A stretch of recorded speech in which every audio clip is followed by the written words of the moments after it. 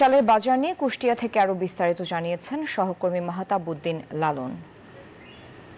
বুড়োর ভরা মৌসুমে কিন্তু কুষ্টিয়ার খাজানগরের যে চালের মুকাম সেখানে কিন্তু সব ধরনের চালের দাম বেড়েছে। চালের দাম বৃদ্ধির বিষয় নিয়ে আমি মিলার এবং এখানকার ব্যবসায়ীদের সাথে কথা বলেছি। তারা যেটি বলছেন যে আসলে বাজারে ধানের দাম বেশি, তাদেরকে বেশি দামে ধান ক্রয় করতে হচ্ছে, যার প্রভাব পড়েছে কিন্তু আসলে চালের বাজারে।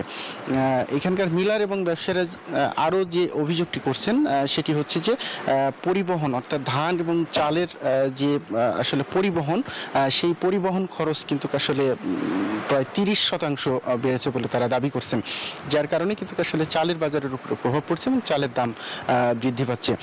মিলাররা দাবি করছেন যে আসলে ধানের দাম যদি কমে যায় সেই ক্ষেত্রে চালের বাজারের উপরে প্রভাব পড়বে এবং চালের দামও কিন্তু আসলে কমার সম্ভাবনা রয়েছে।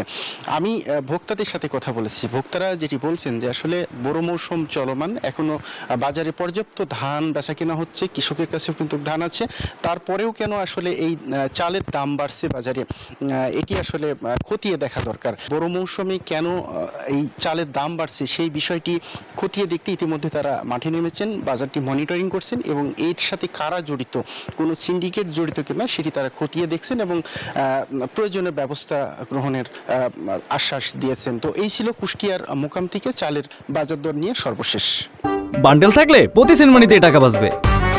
বিকাশ সেনমানি বান্ডেল কিনে জিতুন প্রতি লেনদেনে।